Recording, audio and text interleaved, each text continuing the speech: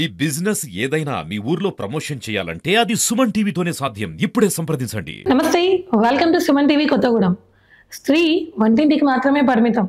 ఇలాంటి రోజులు ఎప్పుడూ పోయాయి. ఇప్పుడు అన్ని రంగాలలో స్త్రీలు ఒక శక్తిగా ముందుకెళ్ళిపోతున్నారు. వంటింట్లో వంట చేసుకునే రోజుల నుంచి ఒక డాక్టర్గా, ఒక పోలీస్గా, ఒక ఐటీ ఉద్యోగినిగా, ఒక టీచర్గా ఇలా చెప్పుకుంటూ పోతే ప్రతి ఒక్క రంగంలో పురుషులతో సమానంగా ముందుకు దూసుకెళ్ళిపోతున్నారు. కానీ వారిపై జరిగే అన్యాయాలు, అఘాయిత్యాలు అంతా ఇంతా కాదు. రోజు రోజుకి ప్రతి ఒక్క మూల ఏదో ఒక రకంగా మనం వింటూనే ఉన్నాం, చూస్తూనే విన్నాం. లైంగిక వేధింపులు, వరకట్న వేధింపులు, సెక్షువల్ హెరాస్మెంట్స్ ఇలా చెప్పుకుంటూ పోతే ఎన్నో దాడులు. ముసలి వారి దగ్గర నుంచి అభం శుభం, పుణ్యం పాపం తెలియని పసి పిల్లల వరకు ఈ దాడులలో బలవుతున్నారు. మరి ఇలాంటి సమస్యలన్నిటికీ కూడా చెక్ పెడుతూ మహిళలకి, అమ్మాయిలకి నిరంతరం సేవలని అందిస్తూ భయంతో వెనకడుగు వేసే ప్రతి ఒక్క మహిళకు కూడా వెన్ను తట్టి ముందుకి నడుస్తూ మేమున్నాం అనే ధైర్యాన్ని ఇస్తూ, చిన్నలకి పెద్దలకి ఒక భరోసాని ఇస్తూ ఎన్నో అవేర్నెస్ ప్రోగ్రామ్స్ కండక్ట్ చేస్తూ అందరికీ అవగాహన కల్పిస్తున్న ఒక లేడీ మిసైల్ తో ఈరోజు నేనున్నాను. షీఈ్ none other than Bhadradri Kothagudem జిల్లా షీ టీమ్ ఎస్ఐ రమాదేవి గారు. మ్యామ్ నమస్తే. నమస్తే అండి. So madam, happy that you are with us today. So madam, first అసలు మీ నేటివ్, మీ ఫ్యామిలీ బ్యాక్గ్రౌండ్ ఏంటి మేడం? నా పేరు రమాదేవి. మాది నేటివ్ వచ్చి Haripirala, Torrur mandal, Mahabubabad district. Village complete village.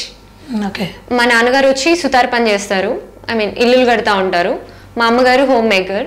నాకు ఒక సిస్టర్, పెళ్ళైపోయింది. ఓకే.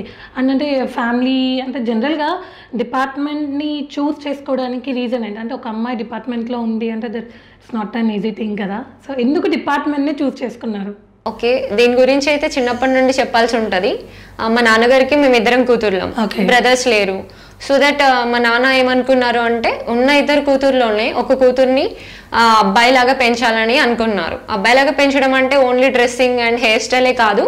మా నాన్నగారు హెయిర్ అండ్ డ్రెస్తో పాటు నన్ను ఈక్వల్గా బాయ్కి పెంచారు. అంటే ఏ పని చేసినా ఇది నువ్వు చెయ్యొద్దు, ఇది చెయ్యాలి, ఆ అమ్మాయి మాత్రమే ఈ పనులు చేయాలి, అబ్బాయిల లాగా ఇలా చేయకూడదు, అలా చేయకూడదు అని కాకుండా నాకు పూర్తి ఫ్రీడమ్ ఇచ్చి అబ్బాయిలతో ఈక్వల్గా పెంచారు.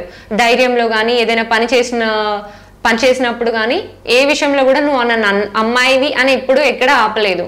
సో చిన్నప్పటి నుంచి టాంబాయ్ లాగా పెరిగాను నేను. 10th వరకు కూడా అమ్మాయి డ్రెస్ వేసుకోవడం కానీ, హెయిర్ పెంచుకోవడం కానీ అలా ఏం లేదు, బాయ్ లాగా పెంచారు.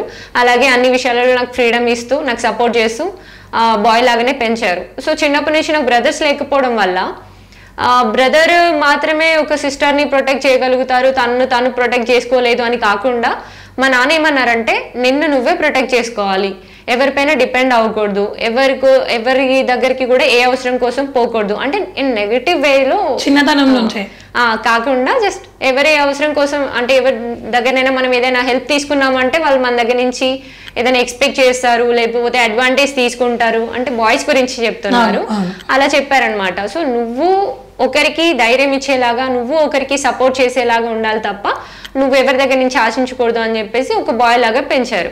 సో దానివల్ల నేను ధైర్యంగా ఉండడమే కాకుండా ఇంకొక 10 మందికి కూడా ధైర్యం ఉండేలాగా, ఇవ్వగలిగేలాగా నేను పెరిగాను. సో నేను అనుకున్న దాని ప్రకారం, మా నాన్నగారు అనుకున్న దాని ప్రకారం ఈ విధంగా ఉండాలి, లేకపోతే ఈ విధంగా ఉండడం వల్ల ఇంకొక 10 మందికి హెల్ప్ అవుతుంది అని అనుకుంటే అది డిపార్ట్మెంటే అని చెప్పేసి చిన్నప్పటి నుంచి మా నాన్న నాకు చెప్పారనమాట. మా నాన్న సుతార్ పని చేస్తారు, బట్ దాంతోపాటు టైలరింగ్ కూడా చేసేవారనమాట. సో యూనిఫామ్స్ కుట్టేవారు మా నాన్న. మా ఊర్లో ఉన్న ఎస్ఐస్, కానిస్టేబుల్స్ వాళ్ళందరికీ కూడా యూనిఫామ్స్ కుట్టేది. ఆ రోల్ మోడల్ వచ్చేసి మా ఊర్లోనే ఇన్స్పెక్టర్ సార్ ఉంటారు, మురళీ సార్ అని, ఇప్పుడు అంబర్పేటలో చేస్తున్నారు, డిఎస్పీ ప్రమోషన్ వచ్చింది. సో ఆ సార్ నా రోల్ మోడల్. ఇది ఏ బ్యాచ్ మేడం? ఫస్ట్ పోస్టింగ్ ఎక్కడ మీది?